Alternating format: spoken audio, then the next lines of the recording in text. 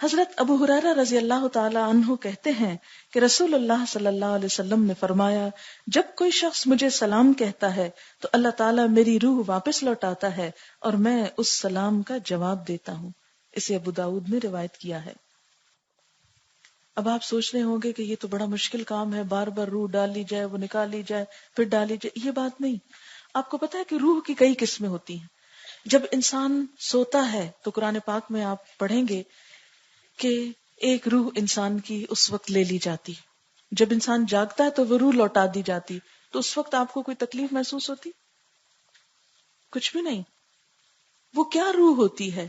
احساس اور شعور کی، جو واپس ملتی۔ سونے کے وقت انسان کہ یہ احساس اور شعور ایک طرح سے اللہ تعالیٰ کے قبضے میں ہوتے ہیں۔ تو جب آپ کو سلام کیا جاتا ہے تو آپ کو ایک طرح سے احساس دیا جاتا ہے، بتایا جاتا ہے کہ فلاں امتی نے سلام بھیجا ہے، آپ بھی اس کو سلام بھیجتے ہیں، یعنی آپ اس کا جواب دیتے ہیں۔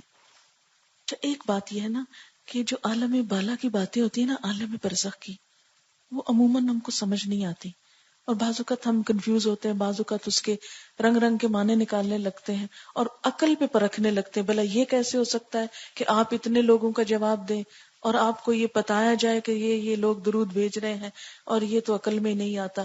تو بات یہ ہے کہ اگلی دنیا کی باتوں کو اس دنیا سے مثال نہ دیجیے کبھی بھی۔ وہاں کیا ہوتا ہے، کیسے ہوتا ہے، کیا انتظامات ہیں، کیا طریقے ہیں، کیا عالم ہے، وہ تو کسی آنکھ نے دیکھا ہی نہیں، نہ کسی کان نے سنا ہے، نہ کوئی دماغ اس کا تصور کر سکتا ہے۔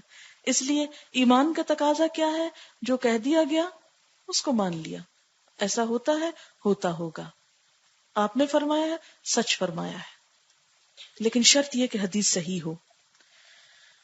اور یاد رکھیے کہ ہر ایک کا اجر و ثواب اس کی نیت اور اس کے ایمان، تقوی اور عمل پر بھی ہوتا ہے۔